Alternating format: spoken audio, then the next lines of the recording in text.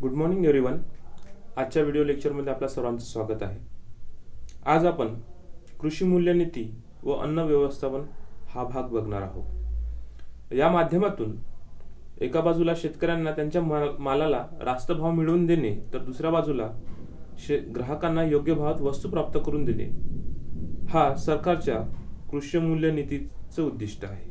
त्याचबरोबर सरकारच्या अन्न व्यवस्थापनाची उद्दिष्टे शेतकऱ्याकडून रास्त उद्दिष्टे जे आहे ते उद्दिष्ट अशी आहेत: शेतकऱ्याकडून रास्त भावाला अन्नधान्याची खरेदी करणे, ग्राहकांना विशेषतः काय समाजातले दुर्बल घटक असेल, गरीब असेल, ज्यांना अन्न विकत घेऊ शकत नाही, धान्य विकत घेऊ शकत नाही, अशा लोकांसाठी परवडण्याजोग्या किंवा स्वस्त भावात अन्नधान्याचं वितरण करणे, अन्नधान्य काय त्यांच्यापर्यंत पोहोचवणे, आणि या व्यतिरिक्त अन्न सुरक्षा व भाववाढ किंवा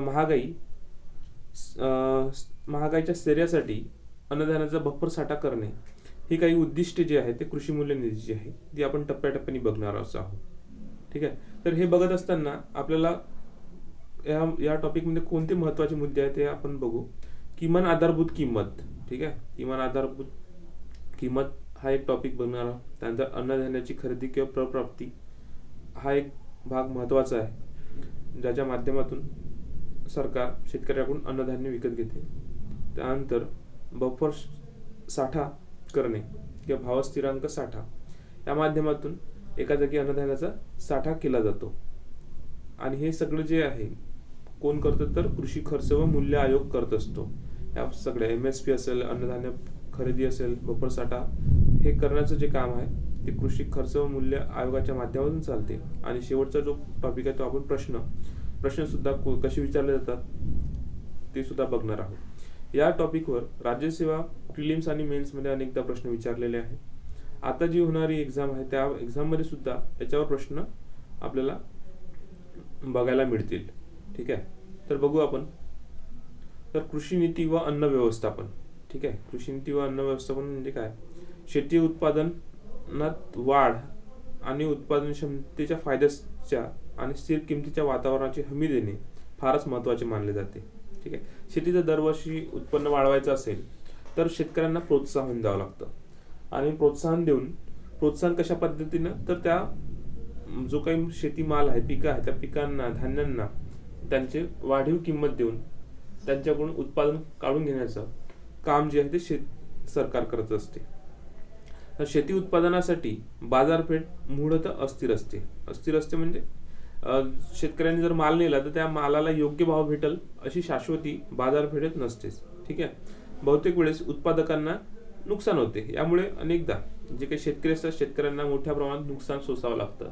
त्यांचा जो माल चांगल्या क्वालिटीचा असताना सुद्धा मधातले जे काही दलाल वगैरे असतील ते मंडीमध्ये गेल्यानंतर लागणारा खर्च, या सगळ्यामुळे त्यांना जे काही मिळणारा भाव आहे, त्या शेतीला लागणारा जे काही मेहनत आहे, खर्च आहे, तर खर्च सुद्धा निघत नाही, अशी सुद्धा अवस्था उत्पादकांना किंवा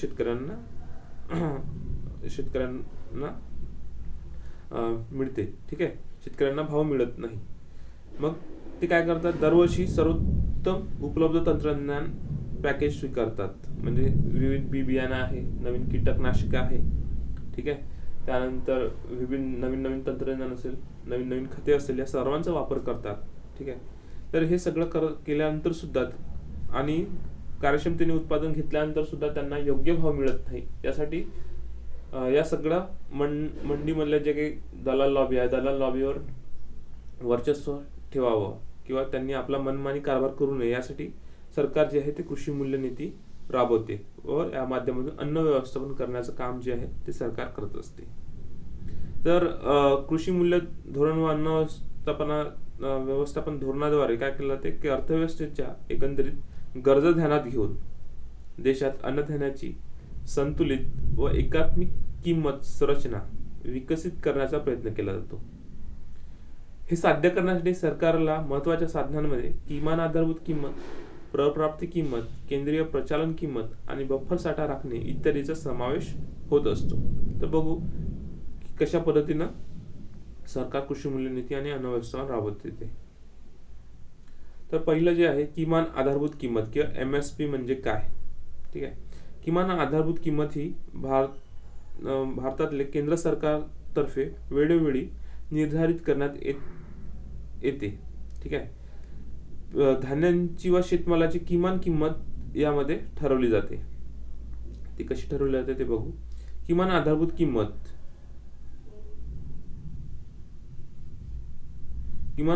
किंमत जी आहे, किमान आधारभूत किंमत म्हणजे काय. सरकारने प्रत्येक हंगाम म्हणजे शेतीचे आपण 3 हंगाम बघितलेले आहे, खरीप, रब्बी आणि उन्हाळी. तर हे प्रत्येक हंगामात ठराविक पिकांसाठी पेरणीपूर्वी, ठीक आहे, पेरणीपूर्वी म्हणजे आता खरीप हंगाम किंवा रब्बी हंगाम, खरीप हंगाम संपत आला आणि रब्बी हंगाम सुरुवात होणार आहे किंवा पेरणी व्हायची आहे. त्या पेरणी होण्यापूर्वीच सरकार काय करते, प्रत्येक हंगामात ठराविक पिकांसाठी पेरणीपूर्वी घोषित केलेली अशी किंमत ज्या किमतीला शेतकऱ्याने सरकारला देऊ इच्छिणाऱ्या सर्व माल, देऊ इच्छिणार म्हणजे शेतकऱ्यांची इच्छा पाहिजे तो माल आपण सरकारला द्यावा. मला वाजवी किंमत भेटत असेल तर मी काय त्या सरकारला द्यावा. विकत घेण्याची सरकारने हमी दिलेली असते. सरकार काय इनडायरेक्टली आधार देतात शेतकऱ्यांना की प्रत्येक किमान आधारभूत किंमत काय, प्रत्येक हंगामामध्ये पेरणीपूर्वी आणि शेतकऱ्यांना वाजवी, ज्याच्यातून काय होईल, त्यांना फायदा होईल अशा पद्धतीनं किंमत जाहीर करत असते. या किमतीलाच काय म्हणतात, MSP म्हणत असतात. ठीक आहे. सरकारने शेतकऱ्याकडून धान्य खरेदी सरकार काय करते, या जे काही किंमत ठरवते, MSP ठरवते, किमान आधारभूत किंमत ठरवते, त्या आधारावर शेतकऱ्याकडून धान्य खरेदी करत असते. हे ठरवण्याचं जे काम आहे ते किंमत जे आहे ते सरकारला सांगण्याचं जे काम जे आहे ते कृषी उत्पादन खर्च व मूल्य आयोग काय करते, दरवर्षी पिकांना वाढीव किंमत जाहीर करण्यासाठी सरकारला शिफारस करत असते आणि केंद्र सरकार ते मग पेरणीपूर्वी हंगामामध्ये जाहीर करते. ठीक आहे.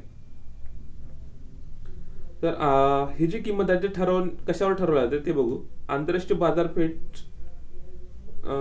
असणारा धान्याचा भाव, आंतरराष्ट्रीय बाजारपेठेत जो जे काही पिके आहे, धान्य आहे, त्यांचा भाव जे आहे तो त्या भाव काढला जातो. सोबतच मागील वर्षाचा खरेदी भाव, सरकारने मागील वर्षी कोणत्या भावाला माल विकत घेतला तो खरेदी भाव, सोबतच मागणी आणि पुरवठा. आता हा अर्थशास्त्राचा नियमच आहे, मागणी आणि पुरवठ्यानुसार वस्तूची किंमत ठरत असते. आणि साधारणतः पेरणीचे क्षेत्र, अशा अनेक बाबीवर काय करते, ही किंमत ठरत असते. ठीक आहे. किमान आधारभूत किंमत ठरण्याचे आधार काय आहे, आंतरराष्ट्रीय बाजारपेठेत धान्याचा भाव, त्यानंतर मागील वर्षाचा खरेदी भाव, मागणी व पुरवठा आणि साधारणतः पेरणीचे क्षेत्र, अशा अनेक बाबीवर ही किंमत ठरवली जात असते. तर असे आता कृषी खर्च व मूल्य आयोग जे आहे ते एकूण 23 वस्तूच्या MSP ची शिफारस करते. एकूण ते 25 आहे, परंतु जे महत्वाचे पीक आहेत त्यातले 2 जे आहे ते वेगळ्या पद्धतीने ठरवते, ते आपण बघणार आहोत. ठीक आहे. तर ज्यात समाविष्ट पिके कोणती आहे, पहिले 7 धान्य जे आहे, धान्यांमध्ये 7 पिके येतात. त्याच्यामध्ये धान, गहू, मका, ज्वारी, मोत्याची बाजरी, बरली आणि नाचणी. ठीक आहे. अशी ही 7 पिके आहे. 7 पिके काय केले जातात, 7 पिके धान्य आहेत, तृणधान्य आहेत. त्यानंतर पल्सेस किंवा डाळी, त्याच्यामध्ये हरभरा, तूर, मूग, उडीद आणि मसूर हे काही डाळवर्गीय पिकं आहेत. त्यानंतर ऑइल्समध्ये शेंगदाणा आहे, मोहरी, रॅपिड सीड्स म्हणून त्याला, सोयाबीन आहे, शेंगदाणे आहे, सूर्यफूल आहे, केशर आणि नायजर सीड आहे. या 7 तेल पिकांचं सुद्धा किंमत जाहीर केली जाते. म्हणजे किती, 7 आणि 5 झाले 12 आणि 7 झाले 7, 19 आणि बाकी 4 व्यावसायिक पिके. याच्यामध्ये कोपरा, ऊस, कापूस आणि कच्चा ज्यूट. ठीक आहे. ही 4 व्यावसायिक पिके आहे.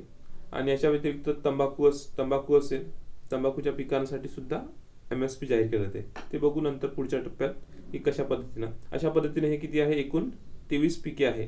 23 पिकांची जे आहे समावेश कृषी खर्च व मूल्य आयोग काय करते, यांची MSP जाहीर करते, किमान आधारभूत या 23 पिकांची जाहीर करते. ठीक आहे. तर केंद्र सरकारनं 2020-21 या हंगामामध्ये पिकांची जे जाहीर केलेली किंमत आहे आणि त्यातली वाढ कशी झाली आहे बघा. पहिल्यांदा तांदूळाला यावर्षी भाव भेटणारे 1868 रुपये आणि 53 रुपयाची वाढ केलेली आहे. ज्वारी आहे 2620 आणि 70 रुपयाची वाढ केलेली आहे. बाजरीची जी MSP आहे ते 2150 रुपये आहे, त्यामध्ये 150 रुपये वाढ केलेली आहे. नाचणी आहे 3295 रुपये क्विंटल आणि वाढ जी आहे 145 रुपये आहे. त्यानंतर मक्का आहे 1850 रुपये त्याची किंमत आहे, यावर्षी 90 रुपयाची वाढ केलेली आहे. त्यानंतर तुरीला भाव आहे 6000 रुपये, याच्यामध्ये 200 रुपयाची वाढ केलेली आहे. ठीक आहे. तूर, कारण मागच्या काही वर्षांपासून बाजारामध्ये तूर उपलब्ध होऊन नाही राहिली, म्हणून या माध्यमातून शेतकऱ्यांना प्रलोभन देणे आणि प्रलोभन देऊन काय त्यांच्याकडून उत्पादन करून घेणे हे काम जे आहे ते केंद्र सरकार करत असते. तर प्रलोभन ते अशा पद्धतीनं म्हणजे किमान आधारभूत किंमत मध्ये वाढ करून काय केलं ते प्रलोभन देते सरकार. तर त्यानंतर मूग आहे 7196 रुपये त्याची किंमत आहे, यावर्षी किमान आधारभूत किंमत आहे, याच्यामध्ये 146 रुपयाची वाढ केलेली आहे मागच्या वर्षीपेक्षा.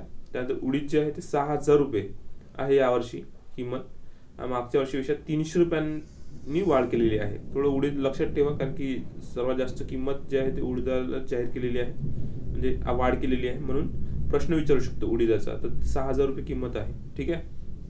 त्यानंतर भुईमुंग आहे, भुईमुंगाला 5275 रुपये भाव आहे प्रति क्विंटल आणि 185 रुपयाची वाढ केलेली आहे. त्यानंतर सूर्यफूल बी आहे 5885 रुपये भाव आहे आणि 235 रुपयाची वाढ जी आहे ते या हंगामासाठी सरकारने केली आहे 2020-21 साठी. आता हे झाले एकूण 10. अजून बाकीचे आहे 4 पिके. त्यामध्ये सोयाबीन आहे, सोयाबीनचा 3880 रुपये आणि 170 रुपये काय केलं त्याची वाढ केलेली आहे. तीळ आहे 6885 रुपये, 370 रुपये वाढ केलेली आहे. नायजर सीड मध्ये जे आहे ते 6695 रुपये आहे आणि 695 रुपयाची वाढ केलेली आहे. हे सुद्धा एक नायजर सीड बघून घ्याल, कारण नायजर सीड मध्ये सुद्धा वाढ केलेली आहे. त्यानंतर तीळमध्ये 370 रुपयाची सुद्धा वाढ केलेली आहे. त्यानंतर कापूस आहे 5525 रुपये त्याची किंमत राहणार आहे खरीप हंगामासाठी, 260 रुपये याच्यात वाढ केलेली आहे. याच्यामध्ये नायजर सीड, त्यानंतर तीळ आणि उडीद आहे ते यांच्या किमती बघून घ्याल आणि ते राज्यसेवा प्रिलिम्ससाठी विचारू शकते. ठीक आहे. यानंतर रब्बी पिकाच्या पेरणीपूर्वी शेतकऱ्यांना प्रोत्साहन म्हणून 2020-21 या वर्षासाठी जुलै ते जून पिकाच्या आधारभूत किमती वाढवण्यात आलेल्या आहेत, त्या बघू. हरभरा जो आहे त्याच्यात वाढ केली आहे 225 रुपयाची आणि त्याचा भाव राहणार आहे यावर्षी 5100 रुपये. त्यानंतर जव आहे त्याच्यात 75 रुपयाची वाढ केली आहे, त्याचा भाव राहणार आहे 1600 रुपये क्विंटल. त्यानंतर मसूर आहे 300 रुपयाने वाढ केलेली आहे, 5100 रुपये त्याचा यावर्षी भाव राहणार आहे. ठीक आहे. त्यानंतर मोहरी आहे 225 रुपये, 4650 रुपये प्रति क्विंटल त्याचा भाव राहणार आहे. मोहरीचं उत्पादन जास्त उत्तर भारतात घेतलं जाते. ठीक आहे. तिथे सरसो का साग वगैरे मोहरीला सरसो म्हटलं जाते आणि सरसो का साग असेल त्याचं तेल जे आहे ते जास्त प्रमाणात उत्तर भारतात त्यांच्या खाद्यान्नात असते, रेग्युलर भाजींसाठी वापरत असते. त्यानंतर करडई 112 रुपयाची वाढ करण्यात आली आहे, त्याचा यावर्षी भाव राहणार 5327 रुपये त्याचा भाव राहणार आहे. त्यानंतर गहू आहे त्याच्यामध्ये 50 रुपयाची वाढ केली आहे, 1975 रुपये याची यावर्षी किंमत राहणार आहे. यानंतर बघू कृषी खर्च व मूल्य आयोग. ठीक आहे. हा महत्वाचा आहे कृषी खर्च व मूल्य आयोग, कारण की याच्याच माध्यमातून MSP सरकार जाहीर करत असते. ठीक आहे.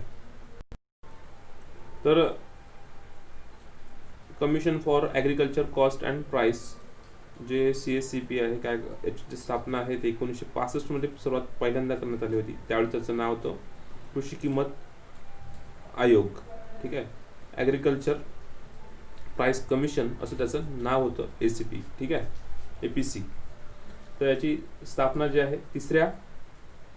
तिसऱ्या योजनेमध्ये करण्यात आली होती. ठीक आहे.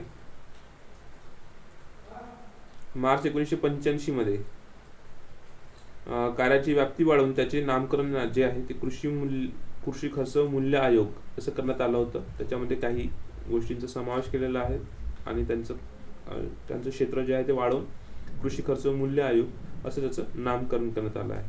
तर हाच जो आयोग आहे सध्या किमान आधारभूत किंमत ठरवत असतो. ठीक आहे. सध्या हा आयोग 25 मुख्य पिकांच्या किमान आधारभूत किमतींची शिफारस करते. ही शिफारस राज्य शासनाकडून प्राप्त पिकांचा उत्पादन खर्च, उत्पन्न व इतर आनुषंगिक माहितीच्या आधारे CSCP काय करते, किमान आधारभूत किंमत जाहीर करते. महाराष्ट्रामध्ये कृषी मूल्य आयोगाची शिफारस करण्यासाठी, ठीक आहे, महाराष्ट्रामध्ये आता राज्य स्तरावर कशा पद्धतीनं सरकारला शिफारस करते, राज्य सरकार कशा पद्धतीने शिफारस करते कृषी म्हणजे पिकांच्या किमान आधारभूत किमतीसाठी, ते काय महाराष्ट्र दृष्टिकोनातून बघू. शेतमाल किंमत समिती स्थापन करण्यात आलेली आहे. काय शेतमाल किंमत समिती स्थापन केली आणि या स्थापन करून सोबतच काय 4 कृषी विद्यापीठे जे आहेत, 4 कृषी विद्यापीठे सुद्धा काय करते, किंमत ठरवत असते आणि सोबत इतर खात्याकडून पीक उत्पादन खर्च व उत्पन्नावर माहिती जमा करण्याचं सुद्धा काम केलं जाते. अशा माध्यमातून हे तीनही ज्या संस्था आहेत त्या तीनही संस्था काय करते, महाराष्ट्र सरकारला कृषी मूल्य किमान आधारभूत किंमत ठरवत देत असते आणि ते मग शिफारस जे आहे ते राज्य सरकार केंद्र सरकारला करत असते किंवा CSCP ला करत असते. ठीक आहे. सोबतच शेतकऱ्यांचा माल जो आहे भारतीय अन्न महामंडळ किंवा FCI विकत घेत असते. फूड कॉर्पोरेशन ऑफ इंडिया जे आहे ते शेतकऱ्यांचा माल विकत घेत असते. याच्या व्यतिरिक्त अन्नधान्याची प्रप्राप्ती खरेदी म्हणजे काय आपण बघणार आहोत. Procurement of food grains. सरकार ज्या दराने कोणत्याही बंधनाविना आपल्या बफर साठ्यासाठी शेतमाल विकत घेते त्या दरास प्रप्राप्ती किंमत असे म्हणत असतात. सरकार काय करते, कोणत्याही बंधनाविना जो काही सरकारचा FCI जे आहे, FCI food corporation of India जे आहे ते बफर साठा निर्माण करत असते आणि या बफर साठाचे काही टार्गेट्स असतात, त्या टार्गेट्स कंप्लीट करण्यासाठी सरकार काय करते, किमान आधारभूत किमतीपेक्षा जास्त किंमत देऊन शेतकऱ्यांकडून शेतमाल विकत घेते आणि जसं काही शेतकरी जे आहे ते काही माल साठवून ठेवतात पुढच्या वर्षीच्या बियाणांसाठी असेल किंवा वेगवेगळ्या गोष्टीसाठी, भाव वाढ होते की नाही हे बघण्यासाठी, आणि त्यावेळेस तो साठा शेतकऱ्यांना म्हणजे सरकारच्या बफर स्टॉक कंप्लीट होत नाही, पूर्ण होत नाही. त्यावेळेस मग काय करते सरकार, अन्नधान्याची प्रप्राप्ती किंवा खरेदी किंमत जाहीर करते आणि त्या भावाने किमान आधारभूत किमतीपेक्षा जास्त भावाने शेतकऱ्यांकडून शेतीमाल विकत घेत असते. यालाच काय म्हणतात, अन्नधान्याची प्रप्राप्ती किंमत असे म्हणतात. साधारणतः शेतकरी जेव्हा स्वतःहून माल सरकारला विकू इच्छितो तेव्हा किमान आधारभूत किंमत लागू होते. ठीक आहे. साधारणतः काय होते, जेव्हा शेतकरी स्वतःहून माल सरकारला विकू इच्छितो किंवा विकण्याची इच्छा असते तेव्हा किमान आधारभूत किंमत लागू होते. या उलट जेव्हा काय करते, सरकार स्वतःहून माल खरेदी करू इच्छितो तेव्हा त्यास प्रप्राप्ती किंमत असे म्हटले जाते. ठीक आहे. अर्थात आतापर्यंत सरकारने आधारभूत किमतीपेक्षा प्रप्राप्ती किंमत जास्तच देऊ केलेली आहे. ठीक आहे. कारण की मी सांगितलं तुम्हाला आताच किमान आधारभूत किमतीपेक्षा, यावेळेस हे काय होते, सरकार इच्छा करते की तुमचा माल आम्हाला खरेदी करायचा आहे, त्यावेळेस ऑब्विसली किमान आधारभूत किमतीपेक्षा जास्त किंमत देऊनच शेतकऱ्यांकडून माल खरेदी करावा लागेल. ठीक आहे. अशा रीतीने अन्नधान्याच्या प्रप्राप्तीतून भारतीय अन्न महामंडळ अन्नधान्याचा बफर स्टॉक निर्माण करत असते. ठीक आहे. त्यानंतर बफर किंवा भावस्थिर साठा, बफर स्टॉक ऑपरेशन्स कशा पद्धतीने राबवलं जाते ते बघू. किंमत स्थैर्याचे उद्दिष्ट साध्य करण्यासाठी, किंमत स्थैर्य म्हणजे महागाई जे आहे, अन्नधान्याची जी महागाई वाढलेली असते, महागाई कमी करण्यासाठी सरकारमार्फत अन्नधान्याचा बफर साठा निर्माण करून तो आवश्यक प्रमाणात बाळगला जातो. ठीक आहे. आणि बफर साठ्याच्या अन्नधान्याच्या सहाय्याने 2 बाबी साध्य करते. कोणते बघा. पहिली, वर्षभर देशभरातील सार्वजनिक वितरण प्रणालीसाठी अन्नधान्याचा साठा सुनिश्चित करणे. पहिलं काय, PDS सिस्टीम आहे. सार्वजनिक वितरण प्रणाली म्हणजे जे कंट्रोल आहे, त्या कंट्रोलच्या माध्यमातून जे काही गरीब लोक आहेत, ठीक आहे, आपण PDS सिस्टीम बघितली आहे, त्यातले गरीब लोक आहे जे त्यांचे 60 वर्षापेक्षा जास्त त्यांचं वय झालेलं 65 त्यांना अंत्योदय योजना आहे. लाल केशरी कार्ड असेल, पांढरं कार्ड असेल, निळं कार्ड असेल, या कार्डच्या माध्यमातून जे लोक असेल एकदम गरीब असेल त्या लोकांना अन्नधान्य वर्षभर पुरवठा करणे. सोबतच एखाद्या वर्षी पिके अयशस्वी ठरली, ठीक आहे, एखाद्या वर्षी काय होते एकदम दुष्काळ पडतो, नैसर्गिक आपत्ती, आणि याच्यामुळे काय होते बाजारातला जे काय अन्नधान्याचा पुरवठा आहे तो संपून जातो. ठीक आहे, शेतकरी काय माल विकत नाही किंवा स्वतःच्याच फॅमिलीसाठी ते राबवतात आणि पुढच्या वर्षी जे काही येणारं पीक आहे ते पीक होत नाही. अशा वर्षी ज्या वर्षी पिकं अयशस्वी ठरतात तेव्हा बाजारातील पुरवठा वाढवून भाव स्थिर करण्याचा प्रयत्न जे आहे ते सरकार करत असते. त्यासाठी बफर किंवा भाव स्थिर साठा निर्माण करण्याचं कार्य जे आहे ते FCI करत असते. ठीक आहे, सार्वजनिक वितरण व्यवस्थेची गरज भागवण्याच्या उद्दिष्टाने भारतीय अन्न महामंडळ गहू व तांदळाच्या किमान बफर साठ्याची बंधने घालण्यात आलेली आहेत. ही पुढील प्रमाणे आहेत. सार्वजनिक वितरण व्यवस्थेची गरज भागवण्याची उद्दिष्टाने बघा, गव्हासाठी जे आहे ते जानेवारीमध्ये, आता वर्षातून 4 वेळा हा बफर साठा मोजला जातो. ठीक आहे, आता इथं गव्हासाठी, तांदळासाठी सोबतच आता कांदा असेल, त्यानंतर डाळवर्गीय पिकं असेल, या पिकांसाठी सुद्धा बफर साठा निर्माण केला जातो, सरकार निर्माण करत असते. तर ठीक आहे, तर गव्हासाठी जे आहे ते जानेवारीमध्ये 112 लाख टन साठा असावा अशी शिफारस केलेली आहे. त्यानंतर एप्रिलमध्ये 170 लाख टन, जुलैमध्ये 201 लाख टन आणि ऑक्टोबरमध्ये 140 लाख टन माल असावा असं काय केलं आहे, शिफारस केलेली आहे. आता हे कमी जास्त करण्यामागचं असं आहे की आता जानेवारीमध्ये आहे तो जानेवारीमध्ये काय होते की माल जे गहू आहे ते लागवड झालेली असते, झालेली लागवड आता निघण्याची पार्श्वभूमी असते. ठीक आहे, निघण्याची शक्यता असते, म्हणून 112 टन. त्यानंतर एप्रिलमध्ये पूर्णपणे गहू जो आहे तो रब्बी हंगामातला माल निघत असतो आणि तो बाजारात विकायला येत असतो, त्याच्यामुळे त्यावेळेस जरी कमी साठा असेल तरी चालतो. ठीक आहे, म्हणून 70 लाख टन माल असावा. आणि जुलै आणि ऑक्टोबरमध्ये मग माल जो आहे तो जास्त लागतो, कारण की यावेळेस यांची लागवड केली जात नाही किंवा खरीप हंगाम आलेला असतो, त्यामुळे यावेळेस आणि होऊ शकते की नैसर्गिक आपत्ती आली असेल आणि नैसर्गिक आपत्तीमुळे मग काय होते की पीक उत्पादन होणार नाही, म्हणून एवढा साठा ठेवला जातो.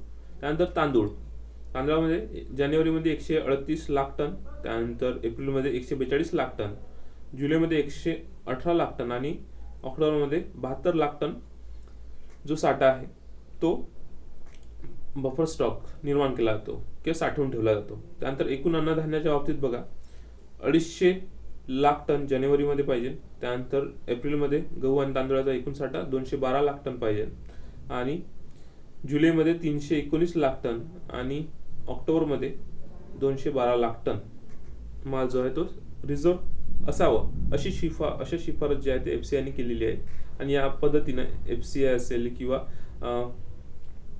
सरकार आहे, केंद्र सरकार माल साठवणूक केला जाते. हा जो बफर साठा जो आहे 3 वर्षासाठी ठेवला जातो. म्हणजे सलगची जर 3ही वर्ष जर आपल्या भारतामध्ये दुष्काळ आला, नैसर्गिक आपत्ती आली आणि याच्यामुळे अन्नधान्य पिकू शकले नाही, तरी सुद्धा 3 वर्ष पुरेल इतका अन्नधान्य साठा जो आहे तो सरकार रिझर्व्ह करून ठेवते आणि तो टप्प्याटप्प्याने मग मार्केटमध्ये पुरवला जातो, टप्प्याटप्प्याने वितरित केला जातो. ठीक आहे, आता याच्यावरचे जे प्रश्न बघू. ठीक आहे, MSP कोणाद्वारे जाहीर केले जाते, तर ते आहे केंद्र सरकारद्वारे. ठीक आहे, ते MSP लिहिलं नाहीये. ठीक आहे, MSP जे आहे ते कोण जाहीर करते, केंद्र सरकार जाहीर करत असते. केंद्र शासनाला शिफारस कोण करते MSP ची, तर कृषी किंमत व खर्च आयोग करतो आणि सोबत राज्य सरकार आणि कृषी मंत्रालयाच्या मदतीने MSP ठरवला जाते आणि ती शिफारस केंद्र सरकारला हे करत असतात, CSCP आणि राज्य सरकार आणि कृषी मंत्रालय करत असतो.